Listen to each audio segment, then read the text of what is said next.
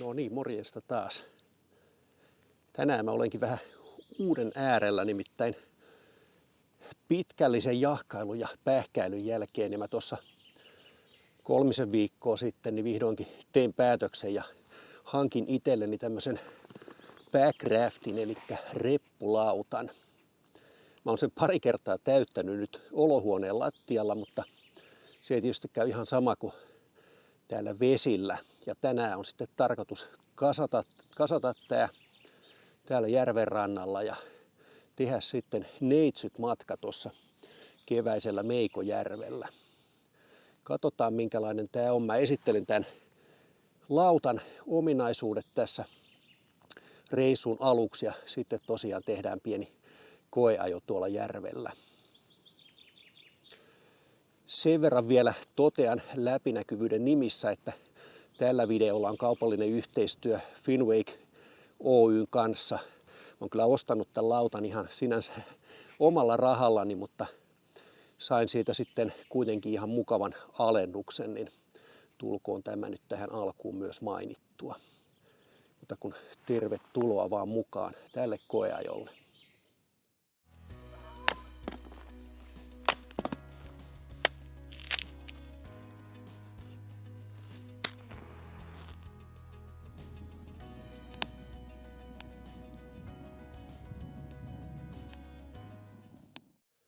Käydään tähän alkuun läpi, mitä tässä paketissa tulee. Eli ensinnäkin tietysti tulee tämä itse backrafti, eli reppulautta. Tästä saatte nyt jonkunnäköistä käsitystä, minkä kokoinen nyytti se on. Sitten tulee mela, 4-osainen alumiinimela, peräevä, täyttöpussi. Sitten tulee puhallettavat penkki ja selkänoja. Ja sitten 2 kuivasäkkiä, eli tämmönen pitkä, iso 50 litran säkki, joka on tarkoitettu tonne lautan sisäiseen säilytysjärjestelmään. Ja sitten toinen on tämmönen, tää taisi olla 30 litraa, niin tää on tämmönen keulasäkki, eli bow bag, joka tulee sitten siihen lautan keulille. Sen lisäksi on tämmönen säilytyskassi tai tää nyt sitten reppu vähän niin kuin olevinaan, eli tänne tää varusteisto justiin mahtuu. Ehkä vähän reilummankin kokoinen saisi olla, mutta nää kuitenkin tänne saa tungettua. Sen lisäksi mä ostin erikseen vielä muutaman lisätarvikkeen, jota tässä tarvitaan. Eli ensinnäkin nyt tietysti tää pelastusliivi tai melontaliivi on välttämätön olemassa. Ja sitten vielä hommasin tämmöisen karkuremmin melaa varten. Sekin mun mielestä on aika lailla olennainen varuste kyllä. Enempi vapaaehtoisen puolelle menee sitten tämmönen nyrkin kokoinen pumppu, joka vähän nopeuttaa täyttöä. Mä kyllä täytin ensimmäisellä kerralla sen ihan tuolla täyttöpussilla ja voi sanoa, että se oli itse asiassa yllättävän nopea ja helppo homma. Et mä ajattelin, että se olisi paljon niin kuin hitaampi ja hikoiluttavampi homma, mutta kyllä se onnistuu siis tuolla täyttöpussillakin ihan kohtuu helposti se täyttäminen, mutta tuolla pumpulla on tietysti vielä nopeammin ja helpommin ja sillä voi myös imeä sitten tyhjäksi, niin saa pakattua vähän pienempään tilaan. Tämän lautan osalta niin mä en tietysti pysty kauheasti tekemään vertailuja muihin, koska mulla ei ole kokemusta muista. Materiaalivahvuudet ynnä muut vaikutti aika lailla samoilta kuin esimerkiksi MRS:n Microraftissa.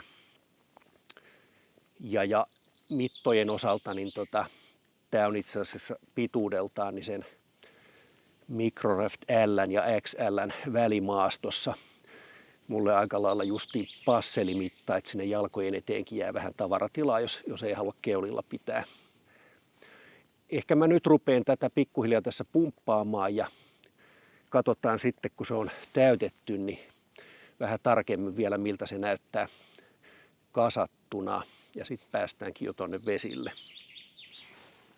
Tässä se nyt on. Aika lailla 10 minuuttia meni siitä, kun mä aloitin pumppaamisen, niin siihen, kun tää oli niin sanotusti lähtövalmis. Eli penkit ja selkänoja paikallaan ja tää keulabägi tossa ja mela koottuna. Oikeinkin sopivasti alkoi justiin tiputtelemaan vettä, kun mä sain tän lähtövalmiuteen. Se on itse asiassa muutenkin ollut vähän sään suhteen ongelmia tämän neitsytmatkan osalta. Mun piti alun perin lähteä melomaan jo ton taannoisen Patvinsuon vaelluksen jälkeen, niin seuraavana päivänä siitä tuonne Petkelijärven kansallispuistoon, mutta silloin sitten niiden hienojen kevätpäivien jälkeen niin sinne puski sen verran huono keli päälle, että mä sitten lähinkin sieltä Patvilta suoraan kotiin. Tää viikkokin on ollut tosi hyvää keliä, mutta tietenkin juuri tälle päivälle on sitten luvattu vähän tämmöistä epävakaata, mutta ei nyt ainakaan pitäisi ihan suoraa sadetta olla, että eiköhän tässä nyt reissu päästä heittämään. Mutta tältä tämä nyt noin niin kuin ihmiseen verrattuna suurin piirtein näyttää. Varmaan ulkomitoiltaan about minun mittainen, eli mä oon 1,90 m, niin tää voi olla vähän lyhkäsempi ihan keulasta perään. Tänne mahtuu mulla hyvin tänne keulaväkiin nyt kaikki tämmöisen päiväreissun kamat ja vähän tuommoista ekstraakin, mitä mulla tuossa mukana on. Ja en mä nyt esimerkiksi tuonne sisäiseen säilytysjärjestelmään niin laittanut tällaisella reissulla yhtään mitään. Eli sekin pussi ja kaikki kamat on tuolla. Kameran mä otan sitten ja muutaman kameraan liittyvän lisäkilkkeen niin tänne alle tuommoiseen erilliseen kuivapussiin, niin niihin pääsee vähän helpommin käsiksi. Mutta katsotaan nämä detaljit nyt tässä sitten vielä lähikuvissa. Tuossa näkyy siis toi jämäkkä vetskari, jota kautta pääsee ujuttamaan tonne ponttoonin sisälle semmosia tavaroita, mitä ei päivän mittaan retkellä sitten tarvii. Että esimerkiksi majoittumiskamat ja tämän tyyppiset voi laittaa sitten sinne, niin ne on siellä hyvässä tallessa ja pois tieltä, mutta niihin ei tosiaan sitten kesken reissun myöskään käsiksi pääse. Aukkopeite tässä tosiaan myöskin on mukana, eli toiselta puolelta, täältä vasemmalta puolelta, niin se toimii tämmöisellä tarrakiinnityksellä ja sitten tuolta selän ympäri tuonne oikealle niin menee vetoketju. Että tämän saa hyvinkin tiiviiksi, jos haluaa mennä ihan tuommoisen aukkopeitehameen sisälle niin sanotusti, niin on aika hyvin roiskeelta ja sateelta suojassa. Tai sitten sitä voi rullata tuonne keulille toki, jos ei halua esimerkiksi lämpimällä keleillä sitä pitää. Ja tuossa näkyy toi keulan kuivapussi. Se on aika mukavasti ja todella jämäkästi kiinni tuossa, että ihan hyvin suunniteltu juuri tuohon istuvaksi. Melassa on kolmiportainen lapakulman säätö, että se on nyt mulla tuossa keskiasennossa, mutta siinä on tosiaan 2 vaihtoehtoista. Täytyy vähän katsoa, mihin suuntaan se sitten hakeutuu itselle luontevimmaksi. Siinä toi nyt on. Nyt se alkaisi olla sitten totuuden hetki, eli lähtö tonne vesille. Mulla on toki itsellä vahvat mielikuvat siitä, kuinka tukevaa ja helppoa ja kätevää tänne on tämmöisen vähän vähemmän notkeenkin ihmisen kyytiin nousta verrattuna esimerkiksi kajakkiin, mutta kohta sen sitten näkee, että löytyykö mielikuville katetta todellisuudesta. Mä heitän liivit päälle ja lähdetään vesille.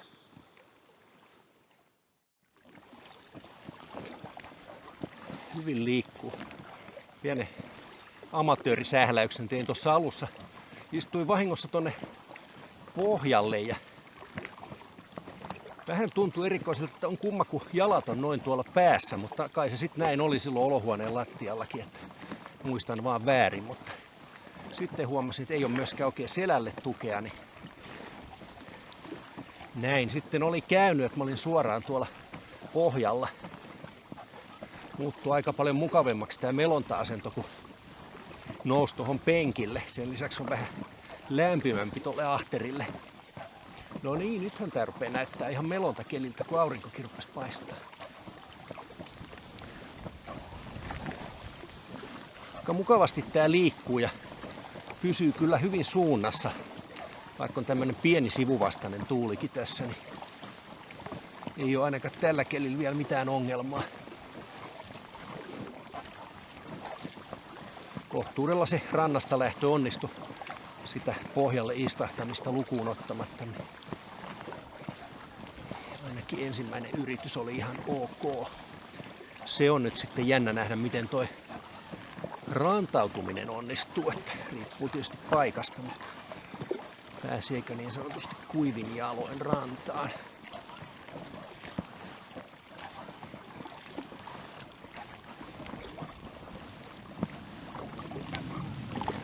Nythän tää keli näyttää aukeavan tästä oikeinkin mainiosti.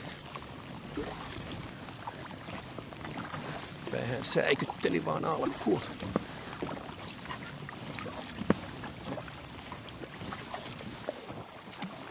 Tää ehkä hyvä on pitää tää aukkopeite ainakin tälleen puolittain, koska vaikka noissa meloissa on parikin tuommoista tippastopparia, niin ei ne kuitenkaan tietysti kaikkea vettä ihan stoppaa. Sitä tuohon syliin jonkun verran tulee. Nyt on ainakin vielä sen verran viileät kelit, että ei hirveästi tee mieli saada tänne veneen pohjalle tuota vettä.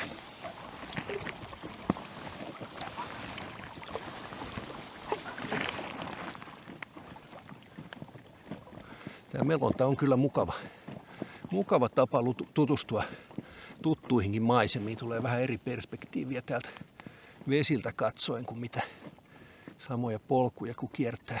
Tai samoja polkuja. Siis kun kiertää samoja maisemia polkuja pitkin.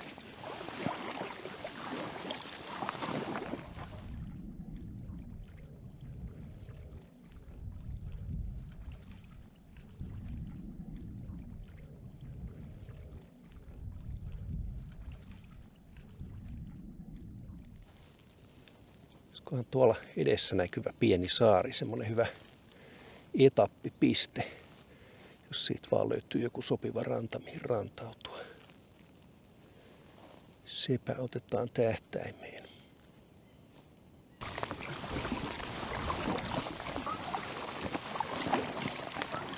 Siellä oli kalalokeilla pesinnät menossa, niin sitten sinne viittinyt lähteä rantautumaan. Vedän tästä yli tonne yhteen tuollaiseen kallioiseen niemeen, jos siellä olisi vähän sopivimmat paikat sitten, eikä häiritse kenenkään perherauhaa.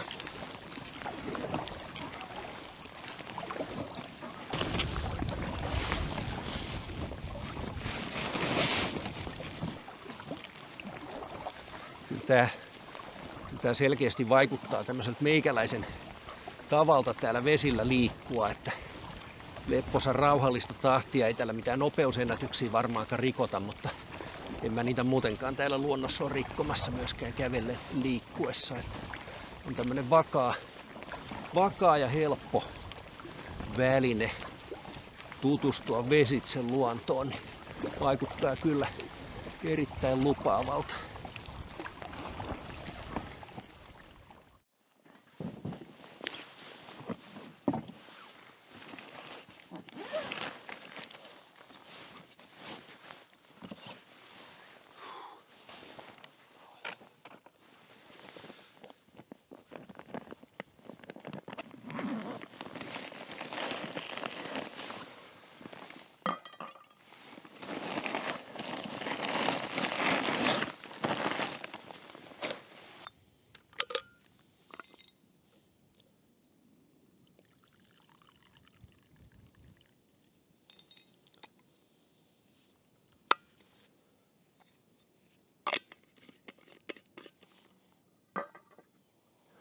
Tää isompia eväitä mä en nyt tälle reissulle varannutkaan, mutta tietysti aina luonnossa liikkuessa tää pullakahvit pitää syödä.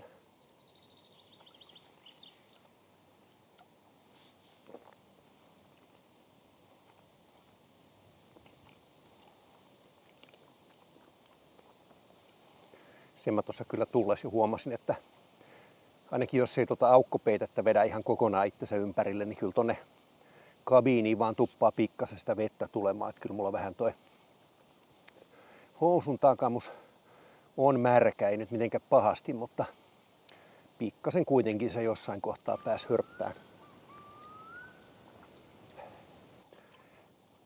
Täytyy sanoa, että toi on kyllä semmoista todella rentoa, taisin tuossa sanoakin, mutta siis jollain lailla meikäläisen tyylistä vesiretkeilyä, että kiireetöntä, rauhallista, vakaata menoa ja tavaraa kulkee aika helposti aika reilustikin tuossa kyydissä, niin ihan hyvä.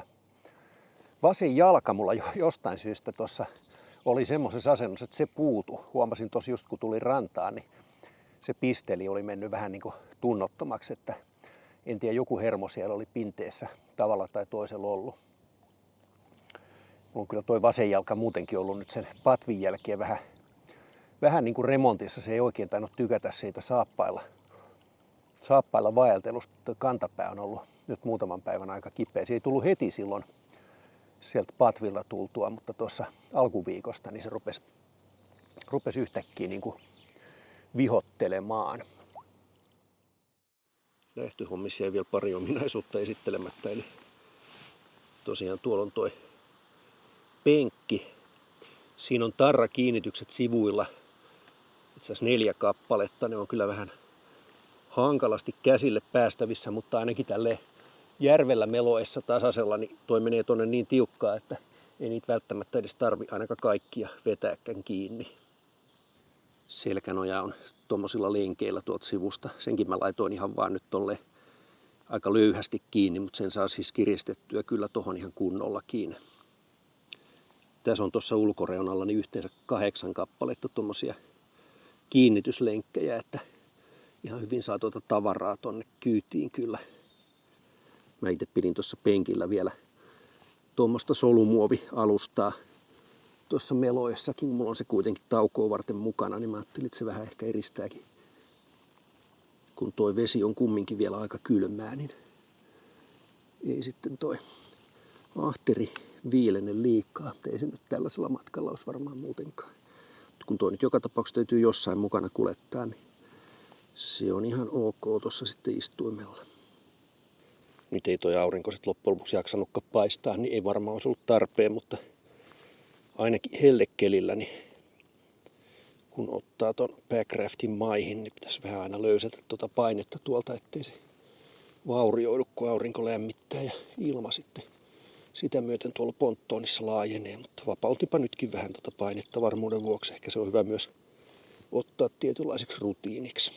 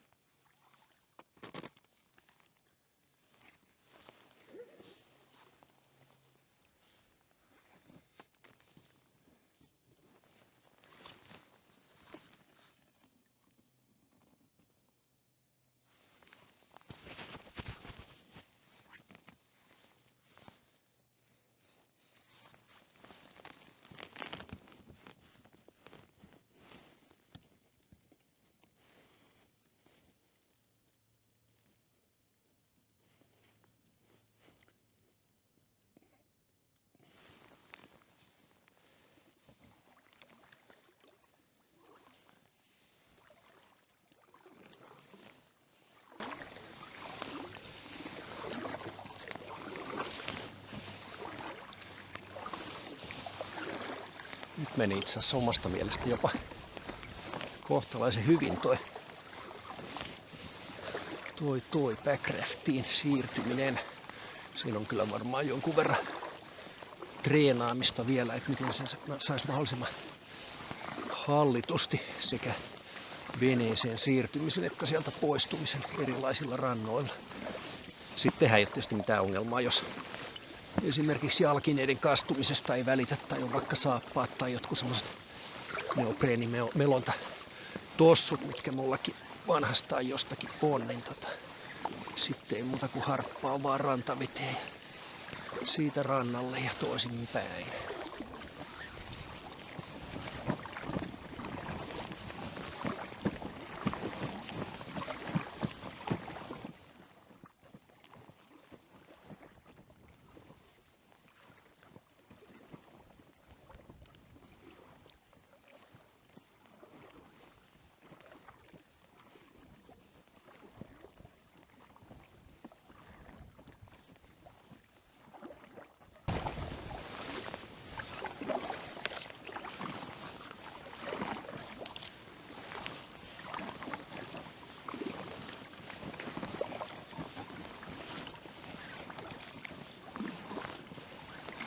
Tää paljon vettä tarvii alleensa kyllä.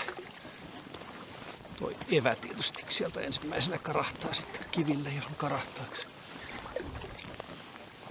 Menin tuossa aiemmin suhteellisen matalasta paikasta ja ei kuulunut mitään ääniä. Että ihan hyvin se kyllä kulkee. Niin kuin. Eikä tässäkään nyt ole paljon vettä, mutta on tässä nyt sentään vielä varmaan joku 40 senttiä, että ei ole lähelläkään.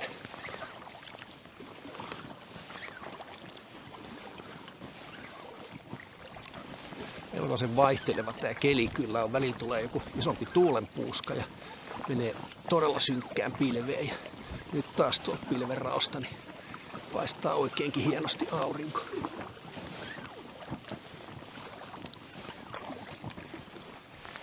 No niin, tämä testireissu rupeaa olemaan maalisuoralla. Kyllä tästä voisi ehkä Timo Silakan sanoen todeta, että tää on hieno laji. Kyllä tää semmonen meikäläisen tyyppinen vesilaji selvästikin on, että ei tarvi niinku enää yrittää taipua jostain pienistä reiistä kapeeseen ja kiikkerään välineeseen, vaikkakin kajakki tietenkin on sitten nopea ja kevyt meloa verrattuna tähän. Mutta joo, kyllä varmaan kesän mittaan tulee tehtyä lisääkin näitä melontareissuja ja varmaan niistä myöskin sitten videoita. Tämän testireissun osalta niin ranta lähestyy, joten kiitän seurasta ja nähdään taas seuraavien videoiden äärellä. Täältä Meikosta niin se on morjens.